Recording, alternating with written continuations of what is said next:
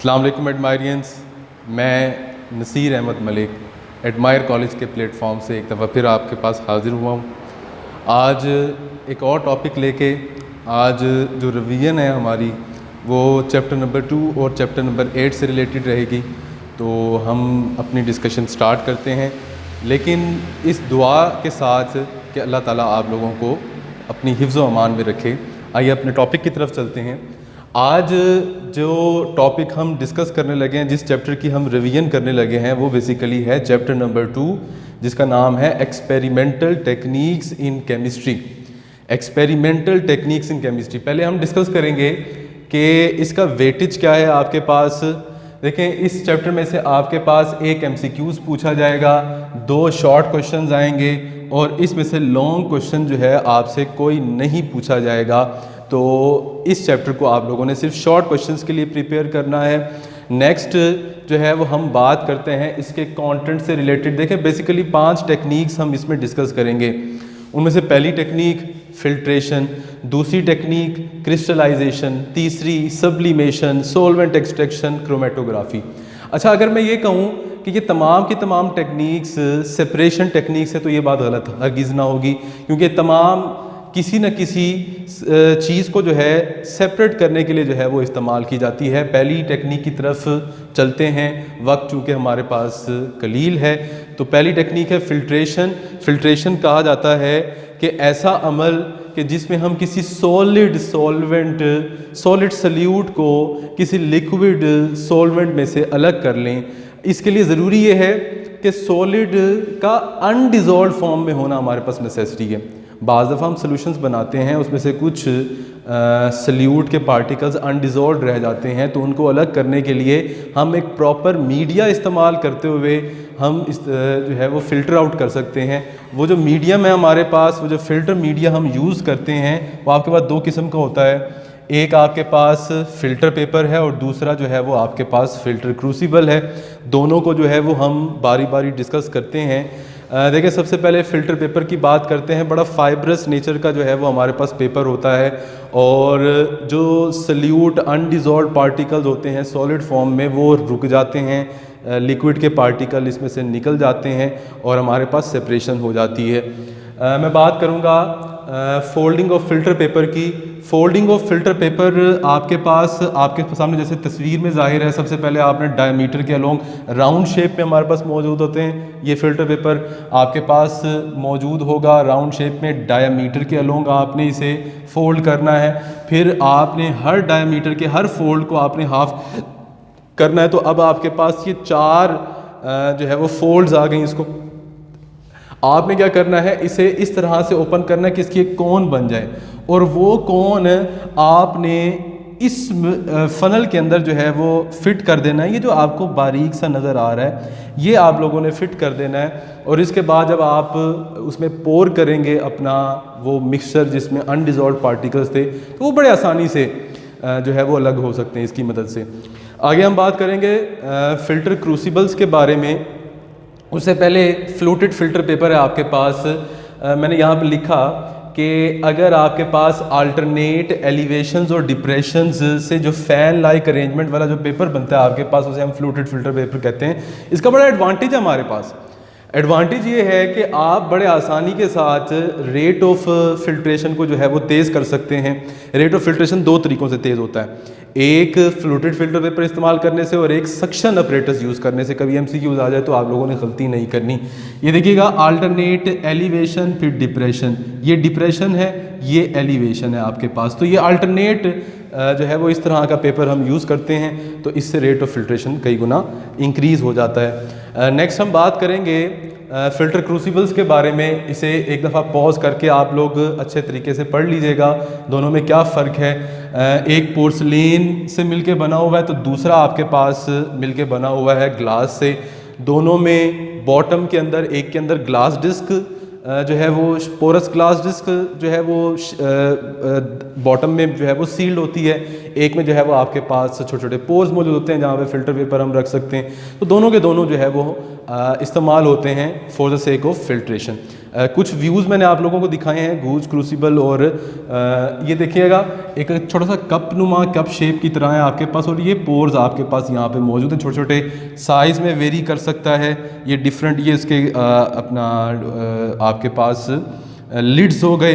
अच्छा, यहाँ पे मैंने जो है वो एक सक्शन फ्लास्क जिसमें सक्शन अपरेटस भी लगाया जा सकता है, उसके साथ मैंने जो है वो ये ऊपर रखा हुआ है मेरे पास गूज क्रूसिबल, तो ये भी मेरे पास जो है वो मौजूद है। गूज इसलिए कहा जाता है क्योंकि ये जो है वो गूज एक साइंटिस्ट था, ये उसने जो है वो for the very first time introduce करवाया था। पहल तो हम इसे इस्तेमाल करते थे मेटल का बना हुआ, लेकिन बाद में जो है वो हमने इसे पोर्सलेन का बनाना शुरू कर दिया। अगली बात करेंगे, ये आपके सामने जो है वो जो मौजूद है ये सिंटेड ग्लास क्रूसिबल है। सिंटेड ग्लास क्रूसिबल जैसे कि नाम से ज़ाहिर है ग्लास से बना हुआ है, ये वो ग्लास डिस्क है जो सील्ड है, ये इस तरह से मुख्तलिफ शेप्स में जो है वो मौजूद हो सकता है। आपने जो है वो अपनी किताबों में भी देख लेने हैं। कोशिश की गई है कि आप लोगों को ऐसी चीज़ों से भी जो है वो वाकिफ़ करवाया जाए कि जो आपकी किताबों में मौजूद नहीं है। क्रिस्टलाइजेशन दूसरी टेक्निक के ऊपर आ जाते हैं, वक्त चूँकि हमारे पास कम है, इसलिए जो है वो कोशिश रहेगी कि जल्द अज जल्द इसे ख़त्म करने की तरफ जो है वो जाया जाए। The process of obtaining crystals, crystallization क्या है? The process of obtaining crystals. Purpose क्या है इसका? ताकि हम उन क्रिस्टल्स में से अगर कोई डिजोल्व इम्प्योरिटीज़ थी वो हम सेपरेट आउट कर सकें। बड़ी जल्दी और क्विकली मैं आप लोगों को जो है वो उसका बुनियादी जो पूरा हमारे पास सेटअप है वो मैं आपको बता देता हूँ। आपके पास क्रिस्टल है, क्रिस्टल के अंदर इम्प्योरिटीज़ पाई जाती हैं, तो आप उसमें से इम्प्योरिटी डिजोल्व इम्प्योरिटीज़ कैसे सेपरेट करेंगे? आपने कोई ऐसा सॉल्वेंट चूज़ करना है कि जो क्या कर सके, जो उस क्रिस्टल्स को तो अपने अंदर डिज़ोल्व कर ले लेकिन इम्प्योरिटीज़ को डिज़ोल्व ना करे।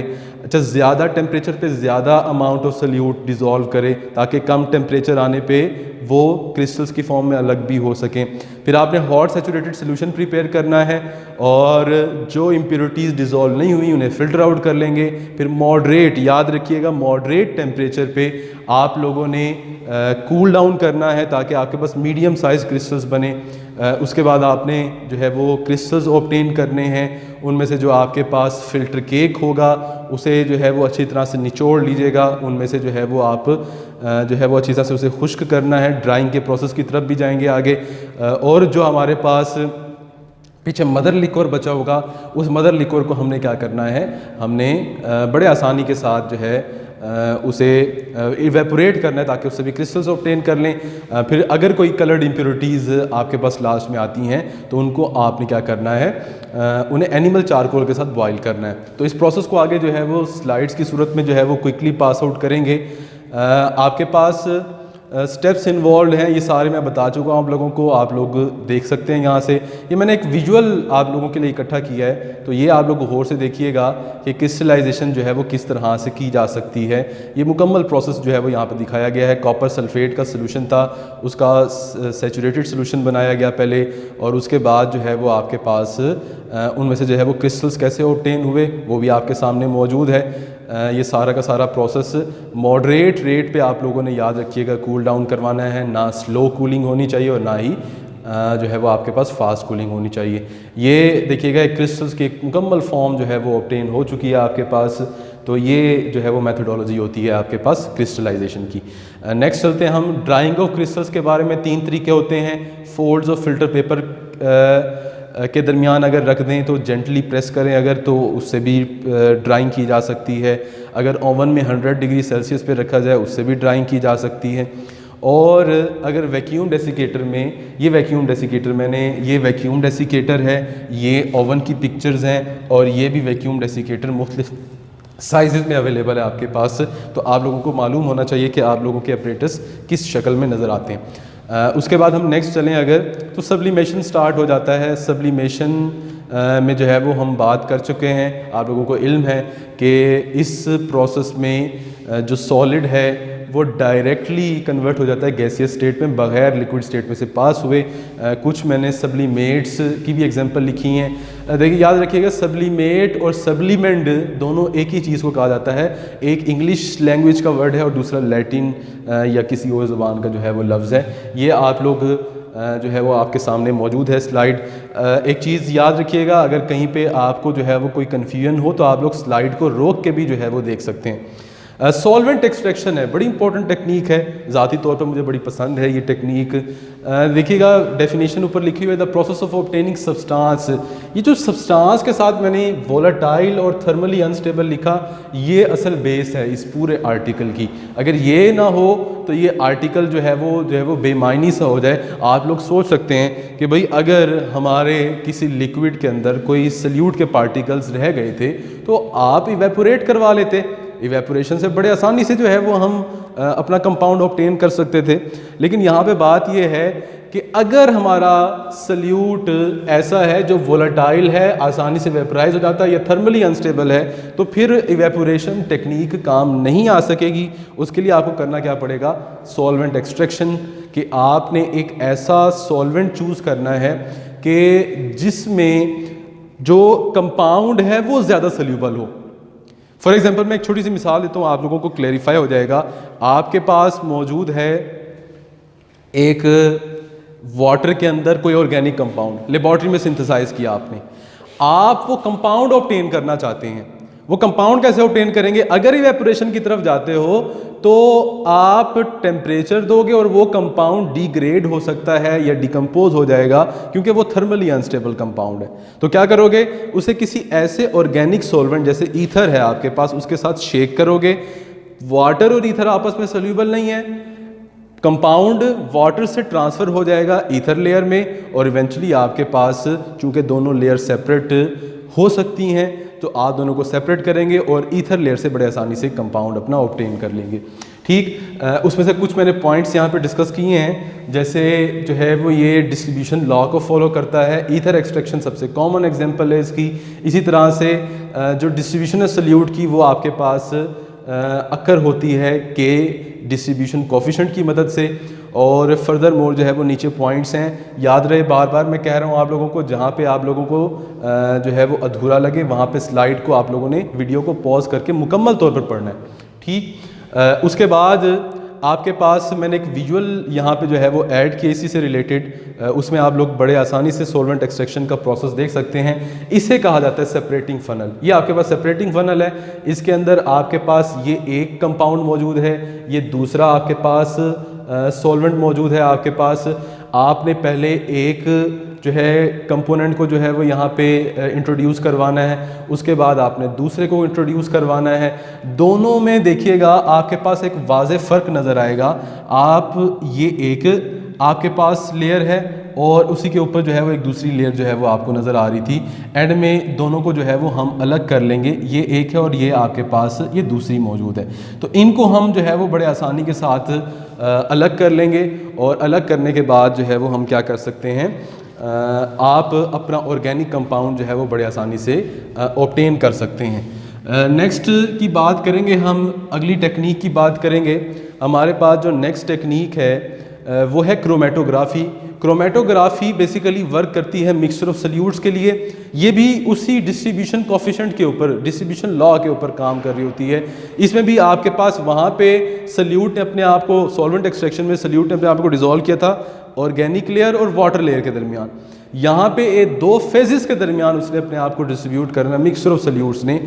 एक आपके पास स्टेशनरी फेज है, वो कोई भी हो सकता है, एक आपके पास मोबाइल फेज़ है, वो भी कोई भी हो सकता है। तो दोनों फेजेस के दरमियान जिस सल्यूट के जिस कंपोनेंट की जिस फेज़ के साथ इंटरेक्शन ज़्यादा है वो उसके साथ एफिनिटी कर लेगा, वो उसके साथ रुक जाएगा, बाकी जो है वो सेपरेट आउट हो जाएंगे। तो रिलेटिव एफिनिटीज़ की बेस पे एक दूसरे से जो है वो अलग हो जाएंगे। तो डेफिनेशन और difference between stationary and mobile phase आपके सामने मौजूद है। नेक्स्ट हम बात करते हैं प्रिंसिपल की।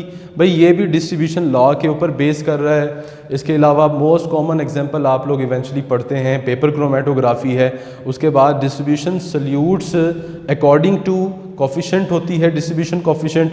और नीचे मैंने मेंशन किया है ये एमसीक्यूज़ के तौर पर भी लास्ट 2 पॉइंट आ सकते हैं। ये पॉइंट ख़ास तौर पे आप लोगों से पूछे जा सकते हैं, बल्कि इस तरह के जो सवाल हैं वो आप लोगों से एंट्री टेस्ट में भी पूछे जाते हैं। तो इनके कंसेप्ट्स आप लोग ज़रूर रखा करें। टाइप्स ऑफ क्रोमेटोग्राफीज़ हैं, एक एड्जॉर्प्शन है, एक पार्टीशन है। एड्जॉर्प्शन क्रोमेटोग्राफी में आपके पास कॉलम क्रोमेटोग्राफी, मैंने विजुअल भी दिखाया आप लोगों को, ये कॉलम है, ये सैंड है, ये आपके पास सल्यूट सेपरेट हो गए हैं उनके कंपोनेंट्स, और ये आपके पास सिलिका है, सिलिका जेल जिसे कहते हैं। तो ये इसकी लेयर बना के जो है वो बड़ी आसानी से सेपरेट आउट किया जा सकता है। और जो उधर नज़र आ रहा है आपको partition chromatography, stationary phase liquid होता है, इसमें स्टेशनरी फेज सॉलिड होता है, वो मैंने आपको एक क्रोमेटोग्राम जो है वो दिखाया हुआ है, तो वीडियो में वो भी देख लीजिएगा। नेक्स्ट पेपर क्रोमेटोग्राफी से एक विजुअल मैंने ऐड किया आपके इस स्लाइड के अंदर, वो आप लोग ज़रूर देखिएगा कि किस तरह से हम जो है वो सेपरेट आउट कर सकते हैं। ये हमारे पास एक मार्कर की लाइन ड्रा की हमने, मार्कर की इंक के अंदर जो है वो डिफरेंट कंपोनेंट्स मौजूद थे, और वो बड़े आसानी से पेपर क्रोमेटोग्राफी की मदद से जो है वो सेपरेट आउट हो रहे हैं। आप इनको जो है वो पहचान भी कर सकते हैं क्वालिटेटिवली। अगर RF वैल्यूज़ इनकी जो है वो डिस्कस करें, RF वैल्यूज़ क्या कहा करते हैं, डिस्टेंस ट्रेवल्ड बाय रेशियो होती है, distance travelled by the solvent to the by the component to the distance travelled by solvent. Last में इसके यूजेस मौजूद हैं, आपके सामने मौजूद है, ऑर्गेनिक सिंथेसिस के अंदर है, आइसोलेशन, सेपरेशन, प्यूरिफिकेशन में है, इसके अलावा क्वालिटेटिव क्वांटिटेटिव एनालिसिस में है। और इसी तरह से अगर हमने प्योरिटी चेक करनी हो, डिटरमिन करनी हो, तो आप बड़ी आसानी से जो है with the help of chromatography जो है वो इसे परफॉर्म कर सकते हैं। आपके जो टेस्ट है उसमें चैप्टर नंबर 8 भी मौजूद है, इसे कंटिन्यूएशन में ले आएंगे। Chapter number 8 chemical equilibrium. सबसे पहले एज यूजुअल मैं उसका आपके सामने जो है रख रहा हूँ, वेटेज क्या है, एक MCQs, 3 शॉर्ट क्वेश्चंस, और वो तीनों शॉर्ट क्वेश्चंस आपके पास क्वेश्चन नंबर 2 में आएंगे। क्वेश्चन नंबर 2 पहला पार्ट है शॉर्ट क्वेश्चंस का, और एक लॉन्ग क्वेश्चन इसमें आएगा। मैंने स्टार बनाया और स्टार के नीचे मैंने एक्सप्लेन किया कि ये न्यूमेरिकल, यानी कि चैप्टर नंबर 8 में से आपसे न्यूमेरिकल पूछा जाएगा। और याद रहे इसका जो पेयर है वो चैप्टर नंबर 10 के साथ बनेगा। तो अगर आप लोग चैप्टर 8 से अटेम्प्ट करना चाहते हैं बोर्ड में लॉन्ग क्वेश्चन, तो उसके लिए आपको क्या करना पड़ेगा, आपको चैप्टर नंबर 10 भी साथ में उसके लॉन्ग क्वेश्चंस भी प्रिपेयर करने पड़ेंगे। अगली बात करते हैं हम, नेक्स्ट आते हैं इसके कंटेंट्स की तरफ। कंटेंट्स की तरफ क्विकली जो है वो पास आउट होते हुए हम बात करते हैं। रिवर्सिबल इरिवर्सिबल रिएक्शंस हैं आपके पास, लॉ ऑफ मास एक्शन है, ली चैटलियर प्रिंसिपल है, PH, POH, PKA, KA है, KB है आपके पास। इसी तरह से आपके पास लोरी ब्रॉन्स्टेड कंसेप्ट है, कॉमन आइन इफेक्ट है, और बफर सोल्यूशन और हेंडरसन इक्वेशन है। इनको जो है वो क्विकली हम डिस्कस करते हैं। रिवर्सिबल और इरिवर्सिबल, इसकी कोई ख़ास रिवीजन आप लोगों को रिक्वायर्ड नहीं है। आप लोग अगर इन पॉइंट्स को भी पढ़ लें तो आप लोग बखूबी समझ जाएंगे। ये हम लोगों ने क्लासरूम्स में भी डिस्कस किया हुआ है पहले से। उसके बाद आपके पास state of chemical equilibrium. State of chemical equilibrium भी सेम प्रोसेस है आपके पास।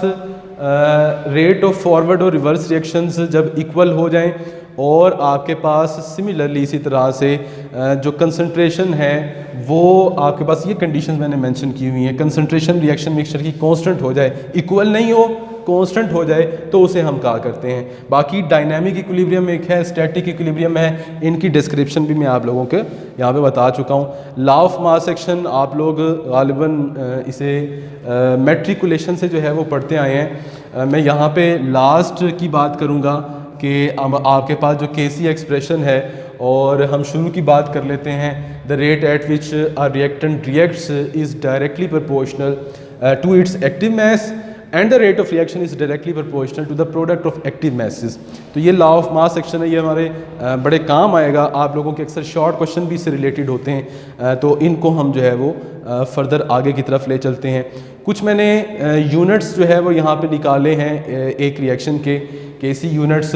देखें, आप को अगर केसी वैल्यू लिखना आता हो, बड़े आसानी से यूनिट भी निकाल सकते हैं आप लोग उससे एक्सप्रेशन भी निकाल सकते हैं, आप लोग बड़ी चीज़ें कैलकुलेट कर सकते हैं अलबत्ता उससे। और अक्सर इस किस्म के शॉर्ट क्वेश्चन भी पूछे जाते हैं। तो आपके पास रिएक्शन है, ये रिएक्टेंट्स, ये आपके पास प्रोडक्ट्स हैं, ये मैंने केसी वैल्यू लिखी, ऊपर प्रोडक्ट्स की कंसंट्रेशन, रिएक्टेंट्स की कंसंट्रेशन, ये कैंसल आउट हो गए, यूनिट कोई नहीं है आपके पास। दूसरी एग्जांपल में मैंने आपके पास फॉर्मेशन ऑफ NH3 के लिए जो है वो यूनिट्स कैलकुलेट किए हैं। याद रखिएगा, एक स्क्वायर ब्रैकेट हमेशा बराबर होती है मोल पर क्यूबिक डेसीमीटर के। बाकी आप लोग मैथमेटिक्स के स्टूडेंट हों या बायोलॉजी के, आप लोग बड़े आसानी से जो है वो इसे सॉल्व कर सकते हैं। सिमिलरली मैंने कुछ केसी एक्सप्रेशंस यहाँ पे जो है वो ड्राइव किए हैं। केसी एक्सप्रेशंस उन्हीं दो के, अगर आप लोग जो है वो इनके बारे में मज़ीद कोई सवाल हो आप लोग कमेंट्स में मुझसे पूछ सकते हैं। ये जो है वो अलबत्ता आप लोग केसी एक्सप्रेशंस भी इसके जो है वो ड्राइव कर सकते हैं। उसके बाद हम बात करेंगे एप्लीकेशंस ऑफ केसी के बारे में। इसे थोड़ा सा मैं वर्बली बताता चलूँ आप लोगों को। यहाँ पे एक प्रिडिक्शन कर सकते हैं हम डायरेक्शन के बारे में, और एक जो प्रिडिक्शन है वो आप कर सकते हैं एक्सटेंट यानी कि हद के बारे में, कि रिएक्शन कितना मुकम्मल हो चुका है आपके पास, रिएक्शन कितना कंप्लीट हो चुका है, कितना बाकी रहता है। ये दो चीज़ें आप लोग केसी की वैल्यू से मालूम कर सकते हैं। याद रहे आप लोगों को, ये आपके सामने एक है प्रोडक्ट ओवर रिएक्टेंट्स की रेशियो। ये रेशियो जब हम लम्हाती किसी भी मूवमेंट के ऊपर निकालते हैं, और एक ये केसी की वैल्यू है जब वो इक्विलिब्रियम में था, जब वो इक्विलिब्रियम में मौजूद हो तो उसकी जो रेशियो है वो केसी के बराबर होती है। अगर 3 केसेस हो सकते हैं, अगर तो ये रेशो ज़्यादा है तो फॉरवर्ड डायरेक्शन में रिएक्शन मौजूद है, अगर कम है तो रिवर्स है, अगर बराबर है मैंने जैसे पहले कहा कि इक्विलिब्रियम स्टेट ऑलरेडी अचीव हो चुकी होगी। और सिमिलरली प्रिडिक्शन ऑफ एक्सटेंट के बारे में, कितना रिएक्शन हो चुका है, तो अगर वेरी लार्ज वैल्यू है इसका मतलब रिएक्शन कंप्लीट है। केसी वैल्यू मैग्नीट्यूड जो है वो डायरेक्टली प्रोपोर्शनल है रिएक्शन कंप्लीशन के। अगर स्मॉल वैल्यू है इसका मतलब थोड़ा सा रिएक्शन हुआ है फॉरवर्ड, अगर वेरी स्मॉल है इसका मतलब वेरी लिटिल रिएक्शन जो है वो अकर हुआ है, और अगर जो है वो आपके पास मीडियोकर वैल्यू होगी इसकी, इसका मतलब 50% रिएक्टेंट्स है, 50% प्रोडक्ट्स हैं आपके पास। नेक्स्ट जो है वो हम बात करते हैं, बड़ा इंपॉर्टेंट टॉपिक है हमारे लिए, ली चैटलियर प्रिंसिपल। इसको जो है वो सम अप करके जितना मैं क्विकली बता सकता हूँ आप लोगों को बता देता हूँ। यहाँ पे सबसे पहले ऊपर डेफिनेशन अगर आप लोग डिस्कस करें तो डेफिनेशन लिखी हुई है कि अगर स्ट्रेस अप्लाई की जाए किसी भी सिस्टम पे, वो सिस्टम जो इक्विलिब्रियम में मौजूद था, अगर उस पर स्ट्रेस अप्लाई की जाए तो वो स्ट्रेस का अफेक्ट कैंसिल करने की सिस्टम पूरी कोशिश करेगा। और वो स्ट्रेस क्या है आपके पास, केमिकल टर्म्स में स्ट्रेस चेंज इन कंसंट्रेशन हो सकता है, चेंज इन टेम्परेचर हो सकता है, चेंज इन प्रेशर हो सकता है, चेंज इन कैटलिस्ट हो सकता है। अब मैंने एक ही एग्जांपल को एम्प्लॉय करके जो है वो आप लोगों के सामने रखा है ताकि आप लोगों को इतनी परेशानी का सामना ना करना पड़े। Reactants are converted into products. पहले मैं कंसंट्रेशन की बात करता हूँ। जिस तरफ कमी वाक़या होगी उसी तरफ रिएक्शन की डायरेक्शन चली जाएगी। अगर आप प्रोडक्ट्स को निकालते हैं फॉरवर्ड, अगर आप रिएक्टेंट्स को निकालते हैं रिवर्स, अगर आप रिएक्टेंट्स को ऐड करते हैं तो फॉरवर्ड, प्रोडक्ट्स को ऐड करते हैं रिवर्स। तो ये फार्मूला होगा कि जिस तरफ कमी वाक़या होगी चेंज करने से कंसंट्रेशन को, तो रिएक्शन की डायरेक्शन उसी तरफ रहेगी। मैं बात करता हूँ आपके पास चेंज इन प्रेशर की।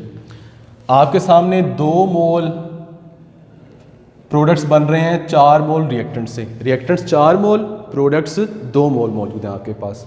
तो इसका मतलब फॉरवर्ड डायरेक्शन में जाते हुए आपके पास डिक्रीज इन वॉल्यूम हुआ है, 4 से 2 बन रहे हैं, डिक्रीज इन वॉल्यूम हुआ है। डिक्रीज इन वॉल्यूम का मतलब है कि ये साइड हाई प्रेशर से फेवरेबल रहेगी।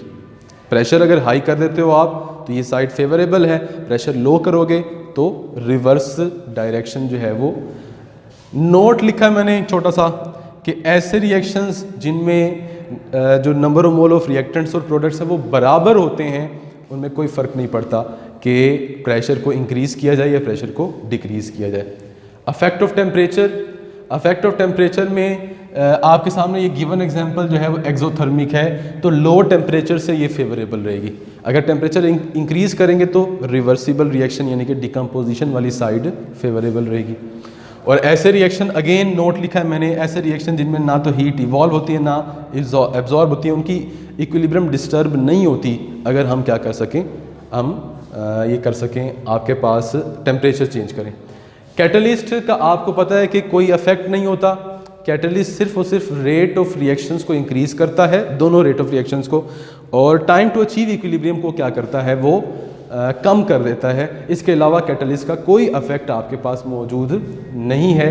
तो इसकी जो है वो आपके पास एप्लीकेशंस मौजूद हैं। किस सूरत में? एक आपके पास मौजूद है फॉर्मेशन ऑफ H2SO4 है, SO3 की प्रेपरेशन है, और एक यूरिया की प्रेपरेशन है बाय हार्बर्स प्रोसेस।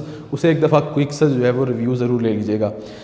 आगे जो आने वाला टॉपिक है, इनको मैंने जो है वो 4 जॉइंट टॉपिक्स थे बेसिकली, उनको मैंने मर्ज कर दिया है ताकि आप बड़े आसानी से एक ही तरीके से जो है वो बड़े आसानी से जो है वो आप इसे रीड आउट कर सकें। मैंने लिखा KW, KA, KB और KSP, और साथ साथ इनकी जो सिग्निफिकेंस है, फिजिकल सिग्निफिकेंस है, वो भी मैंने बड़े आपको मिनिमाइज्ड वे में जो है वो बताने की कोशिश की है। मैंने ना क्विकली एक साथ ही पढ़ूंगा। इसे कहते क्या है? Ionization constant for water, ionization constant for acid, A for acid, ionization constant for bases, KSP solubility product for weak ionic compounds है, ये भी आयनाइजेशन कांस्टेंट ही फॉर वीक ऑर्गेनिक कंपाउंड, जो वीक इलेक्ट्रोलाइट्स होते हैं। दूसरा पॉइंट पढ़ें, it describes the degree of ionization of water at a given temperature, किसी मखसूस टेम्परेचर पे कितना ज़्यादा पानी आयनाइज हो सकता है, ये हमें ये बताता है। KA क्या बताता है? KA बताता है कि आपके पास डिसोसिएशन ऑफ एसिड्स के बारे में, एसिड जितना ज़्यादा डिसोसिएट होता है आपको पता है उसकी स्ट्रेंथ उतनी ही ज़्यादा हुआ करती है। इसी तरह से ये बेसिस की डिसोसिएशन के बारे में बताता है, और ये हमें वीक आयनिक कंपाउंड्स की डिसोसिएशन के बारे में आगाह करता है। तीसरा पॉइंट देखते हैं हम, greater the temperature greater the value of KW and vice versa, same यहाँ पे भी आपके पास स्ट्रेन, लेकिन यहाँ पे ये आयनाइजेशन की बजाय स्ट्रेंथ ऑफ एसिड है आपके पास। और यहाँ पे भी जितना टेम्परेचर आपके पास ज़्यादा होगा तो उसकी जो स्पेरिंगली सोल्यूबल साल्ट्स हैं उनकी डिसोसिएशन पावर भी ज़्यादा होगी, और एंड वाइस वर्सा, मतलब अगर आपके पास कम टेम्परेचर होगा तो वो कम होगा आपके पास। ये यहाँ पे मैंने इनके एक्सप्रेशन लिखने की कोशिश की है। KW का एक्सप्रेशन है, KA है एसिड की ionised form over unionised form, KB भी वही चीज़ है आपके पास, और KSP मैच करता है KW से।